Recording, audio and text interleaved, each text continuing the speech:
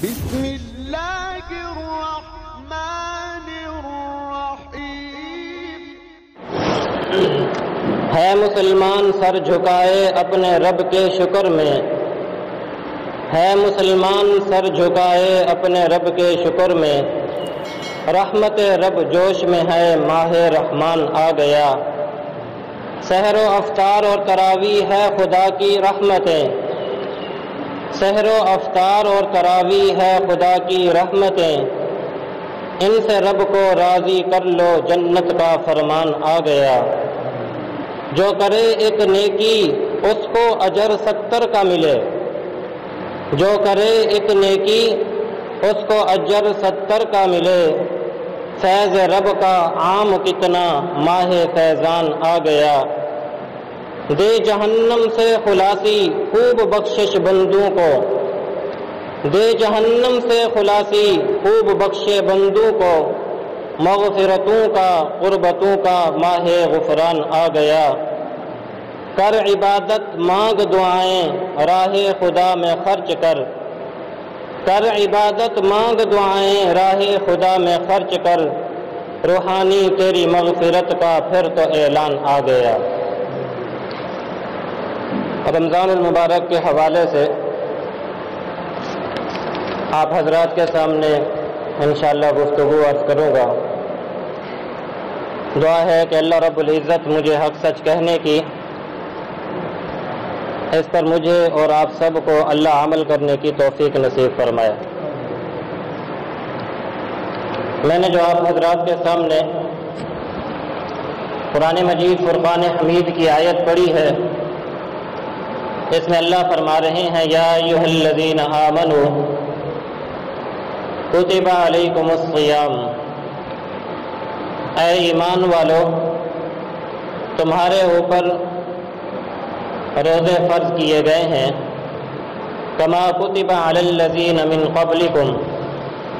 اسی طرح جیسے کہ تم سے پہلے والے لوگوں پر روزے فرض کیے گئے تھے،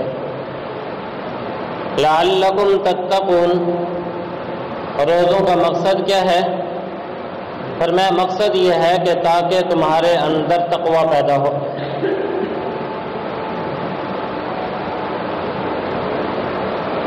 یہ جو فرمایا نا کہ کما کتب علی الذین من قبلکم، یہ تسلی دینے کے لیے ہے تاکہ پتہ چلے کہ یہ مشقت والا کام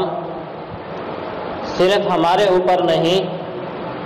بلکہ اس سے پہلی جو قومیں گزری ہیں ان کے اوپر بھی اس طرح کا مشقت والا کام تھا، کیونکہ انسان کی فطرت ہے کہ یہ جب دوسروں کو بھی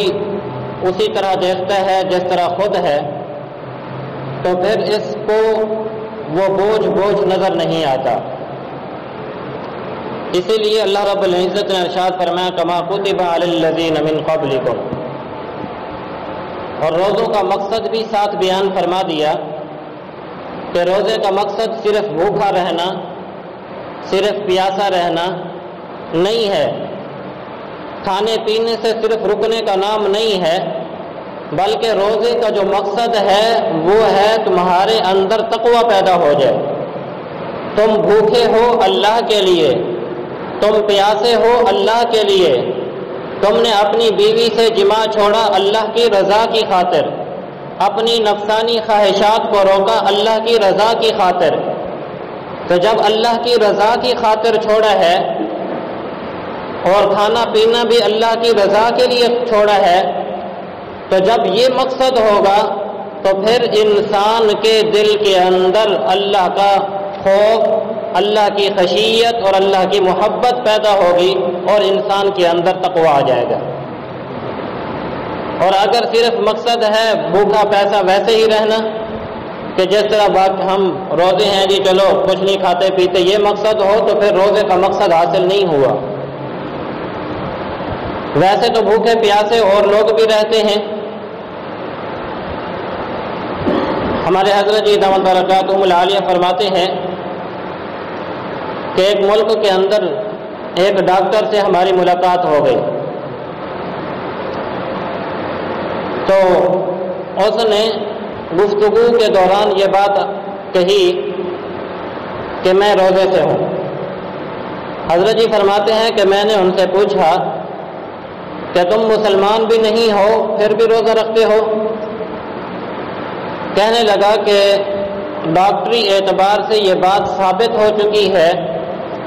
کہ انسان کو سال میں 1 مہینہ کم از کم اپنے آپ کو بھوکا اور پیاسا رکھنا چاہیے۔ وجہ اس کی یہ ہے کہ انسان کے پیٹ میں کھانے اور پینے سے کچھ ایسے زہریلے مادے پیدا ہو جاتے ہیں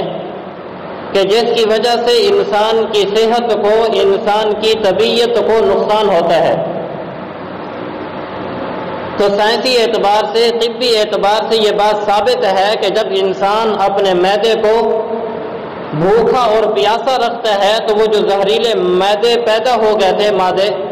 کھانے اور پینے کی وجہ سے،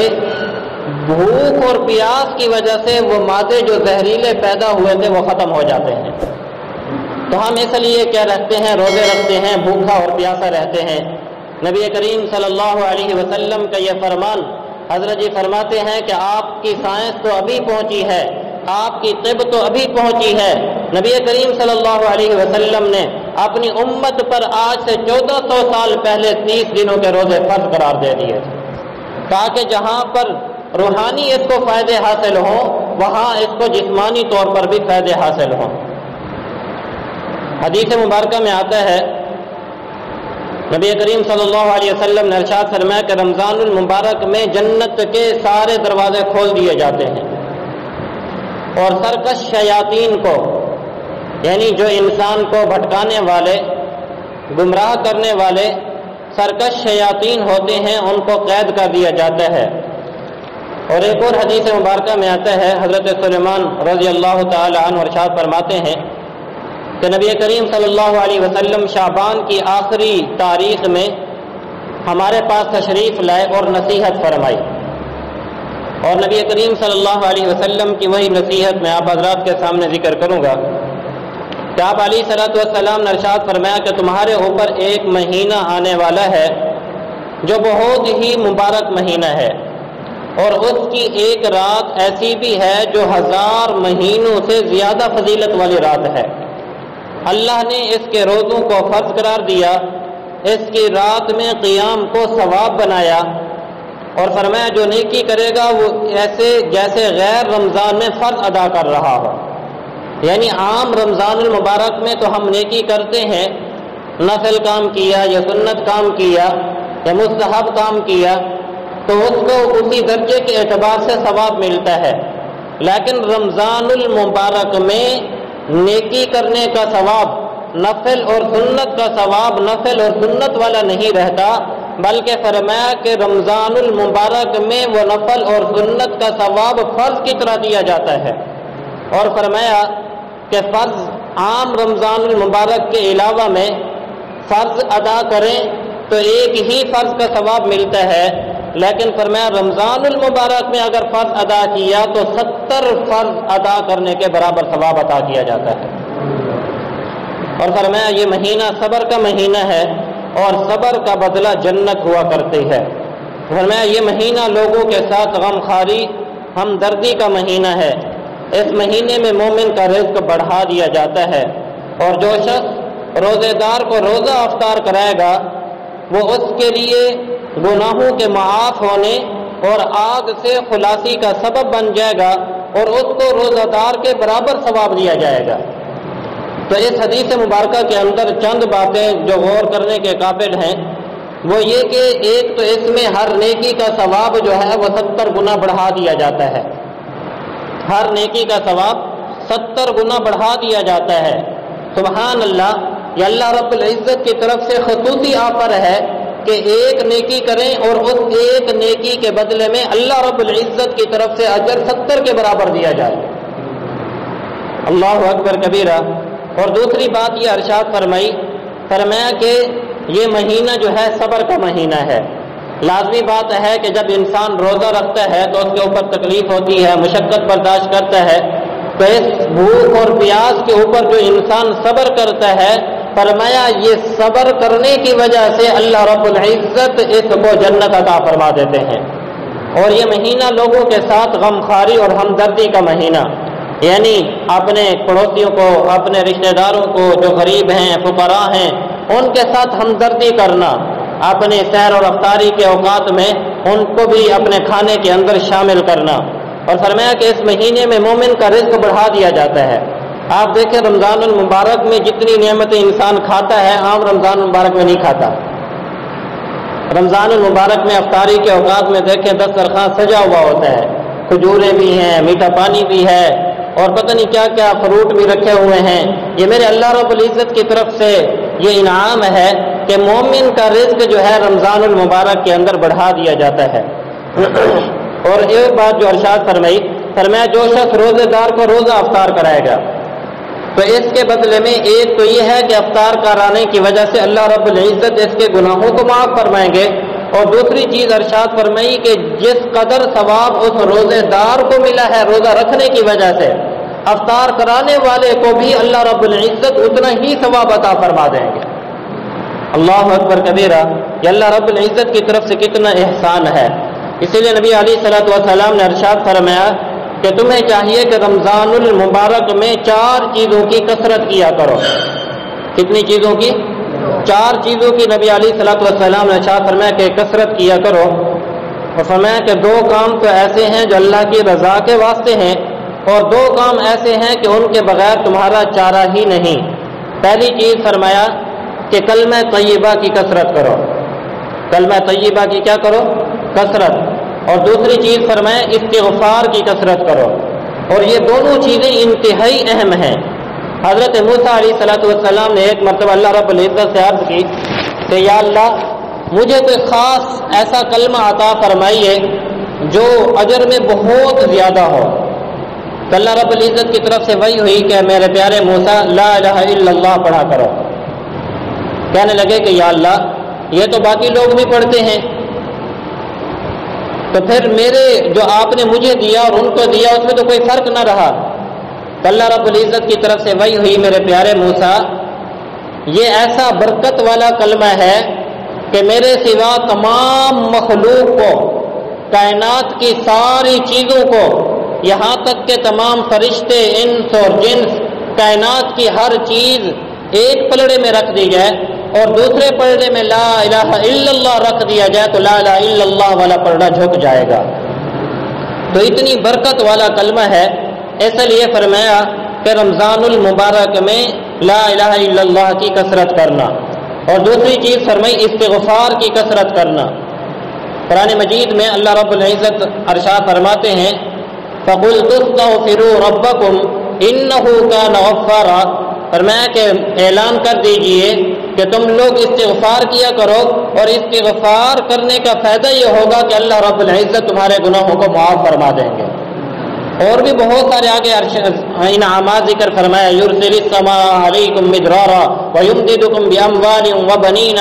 وَيَجْعَلْ لَكُمْ جَنَّاتٍ وَيَجْعَلْ لَكُمْ أَنْهَارًا۔ یہ سارے استغفار کرنے کی وجہ سے اللہ رب العزت کی طرف سے جو انعامات انسان کو ملتے ہیں اس کا تذکرہ ہے۔ اور 2 چیزیں اور فرمایا کہ تیسری چیز جنت کی طلب کرنا، اس میں جنت اللہ رب العزت سے کثرت کے ساتھ مانگنا، اور چوتھی چیز فرمائی جہنم سے پناہ مانگنا۔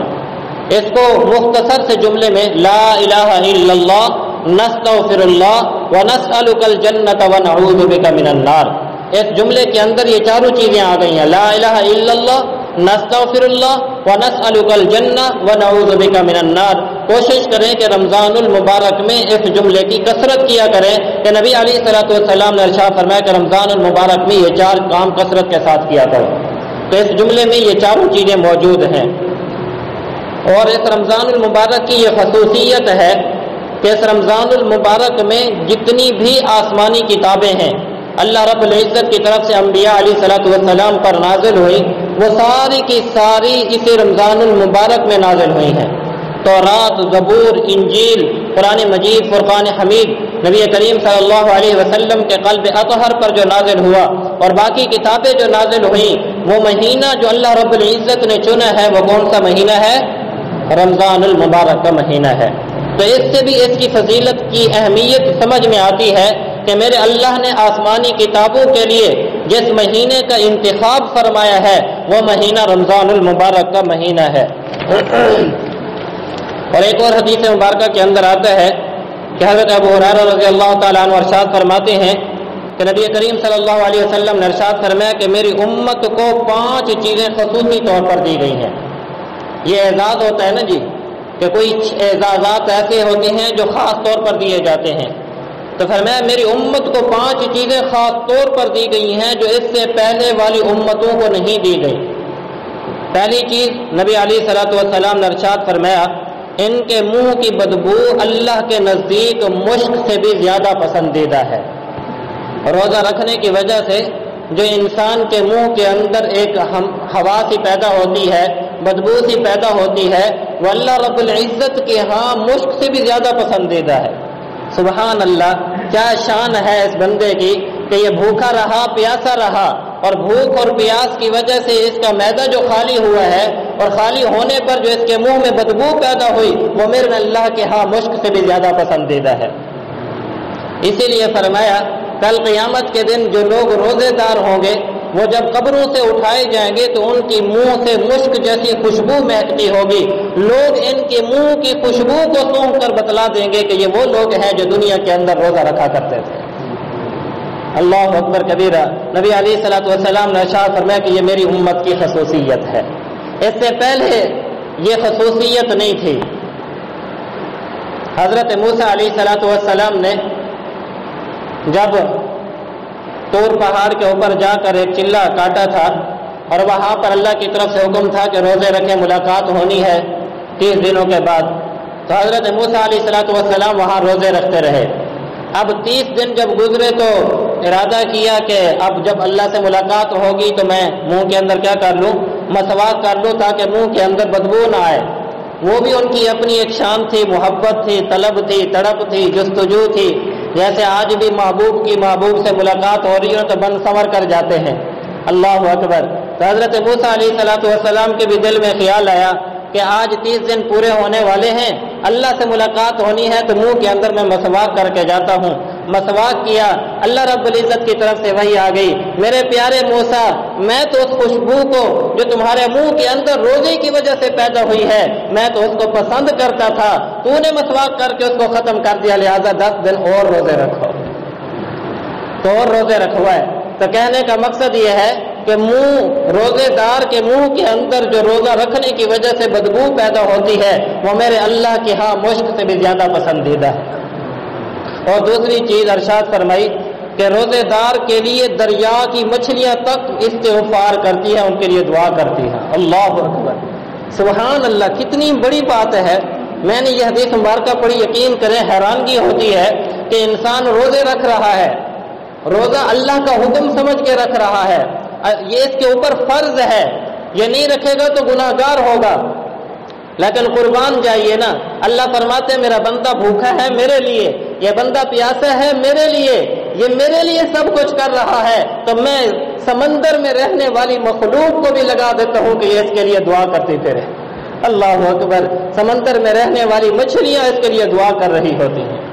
تو نبی علیہ الصلوۃ والسلام نے ارشاد فرمایا کہ یہ میری امت کی خصوصیت ہے کہ روزے دار کے لیے سمندر میں رہنے والی مچھلیاں تک دعا کرتی ہیں۔ اور تیسری چیز ارشاد فرمائی کہ ہر روز جنت اس روزے دار کے لیے سجائی جاتی ہے،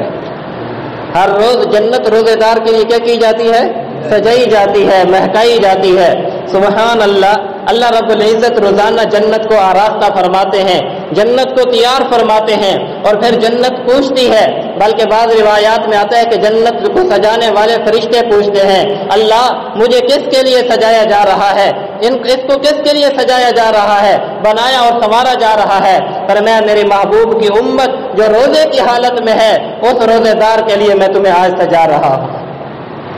جیسے دیکھیے نا کہ دلہن کی جب نئی نئی شادی ہوتی ہے نا، شادی ہو کر آتی ہے تو اس کے لیے سیج بنائی جاتی ہے اور کوشش ہوتی ہے کہ اچھی سے اچھی، خوبصورت سے خوبصورت بنائی جائے، اور وہ میرا اللہ جس جنت اس روزے دار کے لیے سجا رہا ہے۔ اللہ اکبر کبیرہ. ذرا تصور کر کے تو دیکھیں نا میرے اللہ نے کس طرح اس روزے دار کے لیے انعامات رکھے ہیں. تو اسی لیے نبی علیہ الصلوۃ والسلام نے ارشاد فرمایا کہ روزے دار کے لیے ہر روز جنت آراستہ کی جاتی ہے. اللہ فرماتے ہیں عن قریب میرے نیک بندے دنیا کی مشقتیں اپنے اوپر سے پھینک کر میری طرف آئیں گے اور اس کی وجہ سے میں تمہیں جنت کے اندر داخل کر دوں. اور چوتھی چیز فرمائی سرکش شیاطین کو رمضان المبارک میں قید کر دیا جاتا ہے. جو شیاطین ہوتے ہیں رمضان المبارک میں قید کر دیے جاتے ہیں. اسی وجہ سے آپ دیکھیں کہ عمومی طور پر لوگ چاہے جتنے بھی گناہ گار کیوں نہ ہوں رمضان المبارک میں گناہوں سے اپنے آپ کو بچانے کی کوشش کرتے ہیں. لیکن پھر بھی گناہ کیوں ہو جاتا ہے سوال یہ پیدا ہوتا ہے. اصل میں وجہ یہ ہے کہ 11 مہینے تو ہم مسلسل ہی گناہوں میں زندگی کاٹتے ہیں. تو پھر انسان خود ہی ان اعمال کا عادی بن چکا ہوتا ہے گناہوں والوں کا. اب ایک مہینہ کیونکہ ہوتا ہے تو اس مہینے میں کیونکہ عادت بنی ہوتی ہے تو وہ اعمال پھر انسان کرتا رہتا ہے. وگرنہ رمضان المبارک میں شیاطین کو اللہ رب العزت قید فرما دیتے ہیں. اور پانچویں چیز نبی علیہ الصلوۃ والسلام نے ارشاد فرمایا کہ رمضان کی آخری رات روزے داروں کی مغفرت کر دی جاتی ہے. صحابہ نے پوچھا یا رسول اللہ کیا یہ وہ رات لیلۃ القدر کی رات ہے؟ نبی علیہ الصلوۃ والسلام نے ارشاد فرمایا کہ نہیں لیلۃ القدر کی یہ رات نہیں بلکہ جب مزدور کو اس کی مزدوری جب وہ کام مکمل کر لیتا ہے تو اس کو اس کی مزدوری دی جاتی ہے. تو رمضان المبارک کی جو آخری رات ہوتی ہے یہ گویا ان کے مزدوری دینے کا وقت ہوتا ہے اور ان کی مزدوری یہ ہوتی ہے کہ اللہ رب العزت ان سب کی مغفرت کا اعلان فرما دیتے ہیں. تو یہ 5 خصوصیتیں ہیں نبی علیہ الصلوۃ والسلام نے ارشاد فرمایا کہ جو میری امت کو عطا کی گئی ہیں اس کے علاوہ کسی امت کو نہیں ملی. پہلی چیز کیا تھی؟ منہ کے روزے دار کے منہ کی بدبو. اور دوسری چیز فرمائی کہ دریا کی مچھلیاں تک اس کے لیے دعا کرتی ہیں. اور تیسری چیز فرمائی جنت ہر روز ان کے لیے آراستہ کی جاتی ہے. اور چوتھی چیز فرمائی کہ سرکش شیاطین کو قید کر دیا جاتا ہے. اور پانچویں چیز فرمائی کہ روزے داروں کے لیے رمضان المبارک کی آخری رات میں مغفرت کا اعلان کر دیا جاتا ہے. تو بہرحال یہ رمضان المبارک کی فضیلت کے حوالے سے میں نے چند احادیث مبارکہ ذکر کی ہیں وگرنہ تو بہت ساری ہیں. اس کے ساتھ ساتھ نبی علیہ الصلوۃ والسلام نے اس کے متعلق وعید بھی فرمائی ہے. اس وعید سے پہلے میں ایک حدیث مبارکہ سناؤں گا اس کے بعد پھر وہ وعید سناتا ہوں. نبی علیہ الصلوۃ والسلام نے ارشاد فرمایا کہ 3 شخص ایسے ہیں کہ جن کی دعا اللہ رب العزت رد نہیں فرماتے. 3 شخص ایسے ہیں کہ جن کی دعا اللہ رب العزت رد نہیں فرماتے. ان میں سے ایک فرمایا کہ عادل بادشاہ انصاف کرنے والا بادشاہ. ایسے بادشاہ جب اللہ رب العزت کے سامنے ہاتھ اٹھاتا ہے تو اللہ رب العزت اس کی دعا کو ضرور قبول فرماتے ہیں. اور دوسرا فرمایا کہ مظلوم شخص کہ جس کے اوپر ظلم ہوا ہے وہ آدمی جب اللہ رب العزت کے سامنے وہ انسان اللہ کے سامنے جب ہاتھ اٹھاتا ہے تو اللہ رب العزت اس کے اٹھے ہاتھوں کو ضرور قبول فرماتے ہیں. اور تیسری چیز فرمائی تیسرا آدمی فرمایا کہ روزے دار کی افطار کے وقت کی دعا.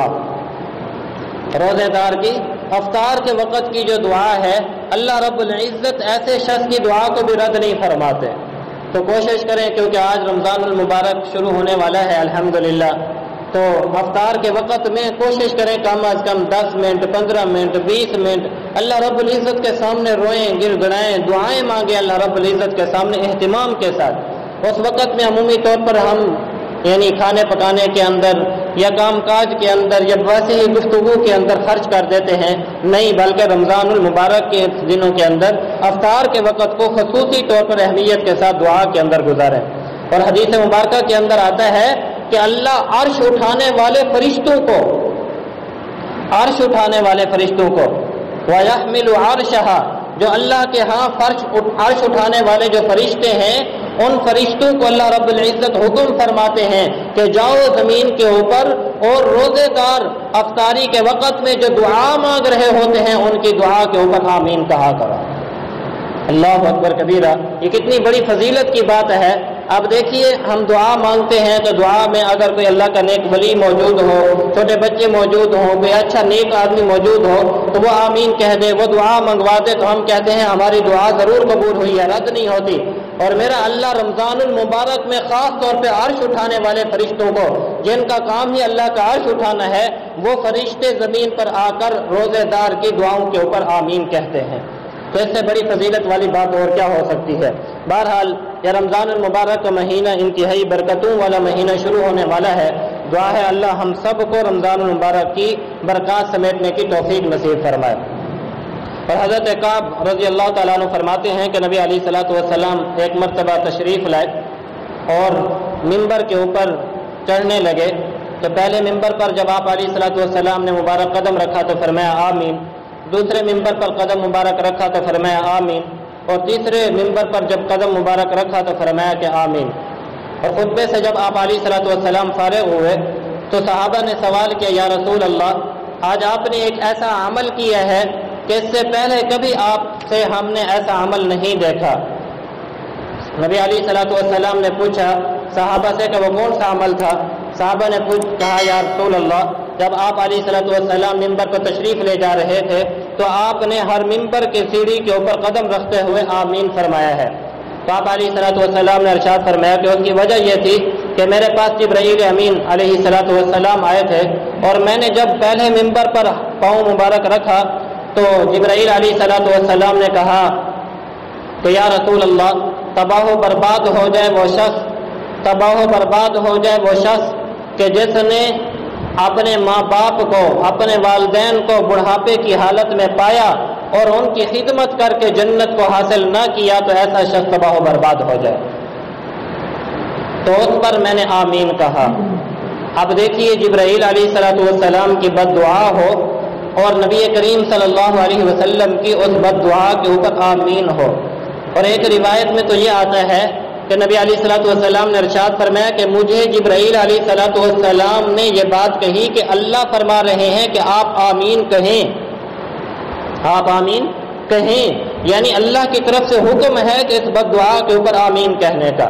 اور نبی کی آمین ہو، جبرائیل کی بد دعا ہو، تو مجھے بتائیے اس بد دعا کے قبول ہونے میں کوئی شک ہو سکتا ہے؟ اور یقین جانیے جنہوں نے اپنے والدین کی دنیا میں خدمت کی ہے نا، میرا اللہ اسے دنیا میں بھی دکھاتا ہے کہ والدین کی خدمت کا کیا اجر ہوتا ہے، کیا صلہ اللہ رب العزت، یہ ایسی نیکی ہے کہ اس نیکی کا صلہ انسان کو اللہ دنیا میں بھی دیتے ہیں اور آخرت میں تو دیں گے ہی دیں گے۔ تو اسی لیے نبی علیہ الصلوۃ والسلام نے ارشاد فرمایا کہ میں نے جب پہلی سیڑھی کے اوپر پاؤں رکھا تو جبرائیل علیہ الصلوۃ والسلام نے بد دعا کی کہ تباہ و برباد ہو جائے وہ شخص کہ جس نے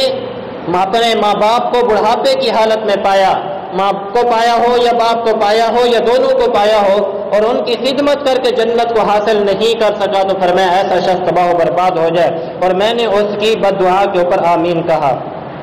اور جب میں نے دوسری سیڑھی پر پاؤں رکھا تو پھر جبرائیل علیہ الصلوۃ والسلام نے دوسری بد دعا یہ دی کہ تباہ و برباد ہو جائے وہ شخص کہ جس کے سامنے میرا نام نامی آئے اور میرے نام آنے کے بعد وہ میرے اوپر درود شریف نہ پڑھے تو فرمایا کہ ایسا شخص بھی تباہ و برباد ہو جائے۔ اور میں نے اس کی اس بد دعا کے اوپر آمین کہا۔ اسی لیے یہ بات یاد رکھیے، محفل کے اندر، مجلس کے اندر جب بھی نبی کریم صلی اللہ علیہ وسلم کا نام نامی اس میں گرامی ہے، علماء فرماتے ہیں ویسے تو ہر وقت ہی جب بھی نام آئے تو صلی اللہ علیہ وسلم کہنا، آپ علیہ الصلوۃ والسلام کی ذات اقدس پر درود بھیجنا یہ سنت عمل ہے، مستحب عمل ہے، لیکن پہلی مرتبہ جب نبی علیہ الصلوۃ والسلام کا نام نامی اس میں گرامی آئے تو پہلی مرتبہ درود بھیجنا صلی اللہ علیہ وسلم کہنا یہ واجب ہے، اور اگر نہیں کہے گا تو اس کے اوپر یہ نبی علیہ الصلوۃ والسلام کی یہ جو آمین اور بد دعا جبرائیل علیہ الصلوۃ والسلام کی ہے اس میں ہو سکتا ہے کہ وہ شامل ہو جائے۔ اس لیے ہمیں چاہیے کہ کثرت کے ساتھ نبی کریم صلی اللہ علیہ وسلم کی ذات اقدس کے اوپر درود شریف پڑھا کرے۔ اور تیسری چیز نبی علیہ الصلوۃ والسلام نے ارشاد فرمایا کہ جب میں نے تیسری سیڑھی کے اوپر پاؤں رکھا تو جبرائیل علیہ الصلوۃ والسلام نے فرمایا کہ ہلاک ہو جائے، تباہ و برباد ہو جائے وہ شخص کہ جس نے رمضان المبارک کا مہینہ پایا، برکتوں والا مہینہ پایا اور اس جیسے مہینے میں بھی اپنی مغفرت نہ کرا سکا، فرمایا کہ ایسا شخص بھی تباہ و برباد ہو جائے۔ اب رمضان المبارک کا برکتوں والا مہینہ اتنا کہ اللہ کی طرف سے اس میں رحمتیں عام ہوتی ہیں، بخشش کا اعلان عام ہو رہا ہوتا ہے، اور پھر بھی کوئی انسان اس سے فائدہ حاصل نہ کرے، یہ تو ایسے ہی ہے نا کہ جیسے کوئی آدمی دریا کے کنارے پر بیٹھا ہو اور پیاسا مر جائے تو سارے کہیں گے کہ کتنا بدبخت ہے یہ آدمی کہ پیاس کی وجہ سے مر گیا، حالانکہ دریا کے کنارے پر بیٹھا تھا۔ یہ اسی طرح ہی ہے کہ رمضان المبارک رب کی رحمتوں کا دریا بہا رہا ہے، یہ رمضان المبارک رب کی طرف سے برکتوں کا دریا بہ رہا ہے، اور پھر بھی یہ انسان اس برکتوں سے اور رحمتوں والے مہینے سے فائدہ حاصل کر کے اپنی بخشش نہیں کرا سکا۔ تو نبی علیہ الصلوۃ والسلام نے ارشاد فرمایا ہے کہ جبرائیل علیہ الصلوۃ والسلام نے بد دعا کی کہ ایسا شخص تباہ و برباد ہو جائے، اور میں نے اس کی اس بد دعا کے اوپر آمین کہا ہے۔ اب جو آدمی رمضان المبارک میں سرے سے روزہ ہی نہ رکھے اور رمضان المبارک میں اپنے آپ کو گناہوں سے ہی نہ بچائے،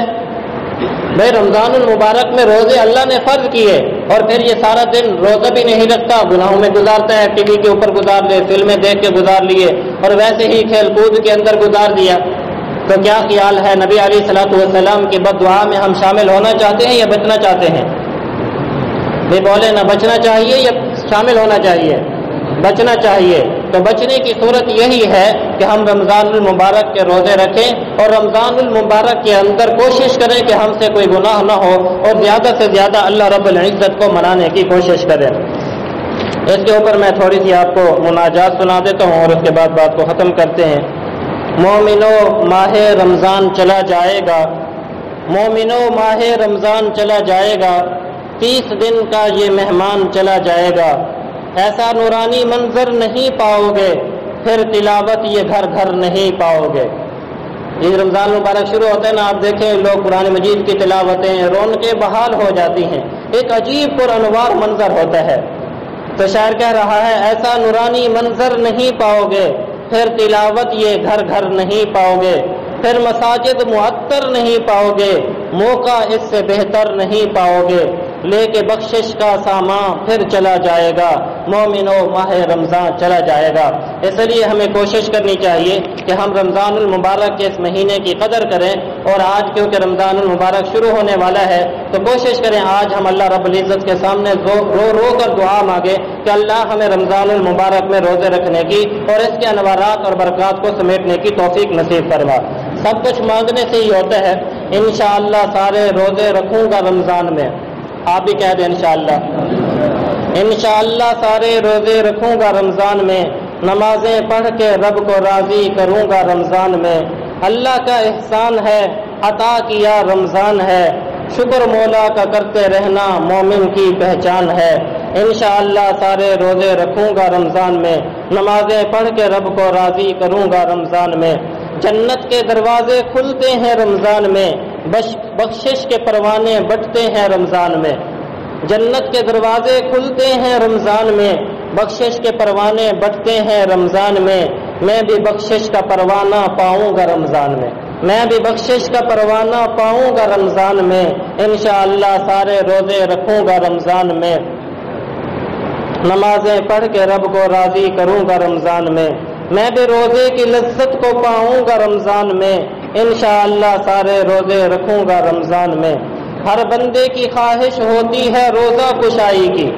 ہر بندے کی خواہش ہوتی ہے روزہ کشائی کی، یعنی یہ کوشش کرتا ہے ہر ایمان والا کہ میں بھی جس طرح روزہ افطار کروں میں کسی اور مسلمان کا بھی روزہ افطار کروا دوں۔ ہر بندے کی خواہش ہوتی ہے روزہ کشائی کی، کہتا ہے یہ بندہ ہر بندہ کب میری باری آئے گی، میں بھی روزے کی لذت کو پاؤں گا رمضان میں، انشاءاللہ سارے روزے رکھوں گا رمضان میں۔ دن میں روزہ رکھ کے جو راتوں کو تراویح پڑھتا ہے، دن میں روزہ رکھ کے جو راتوں کو تراویح پڑھتا ہے، مولا اس کے گناہوں کی بخشش کرتا ہے، اپنے گناہوں کی معافی کراؤں گا رمضان میں، انشاءاللہ سارے روزے رکھوں گا رمضان میں۔ جو غربت میں پھٹے پرانے کپڑے پہنے رہتے ہیں، جو غربت میں پھٹے پرانے کپڑے پہنے رہتے ہیں، دیکھ کر ہولیے ان کو سب دیوانہ کہتے رہتے ہیں، ان ناداروں کو کپڑے پہناؤں گا رمضان میں، انشاءاللہ سارے روزے رکھوں گا رمضان میں، نمازیں پڑھ کے رب کو راضی کروں گا رمضان میں۔ اللہ کا احسان ہے عطا کیا رمضان ہے، شکر مولا شکر مولا کرتے رہنا مومن کی یہ پہچان ہے۔ دعا ہے اللہ رب العزت ہم سب کو رمضان المبارک کی تیاری کی توفیق نصیب فرمائے اور رمضان المبارک کے روزے رکھنے کی توفیق نصیب فرمائے۔ وآخر دعوانا الحمدللہ رب العالمین۔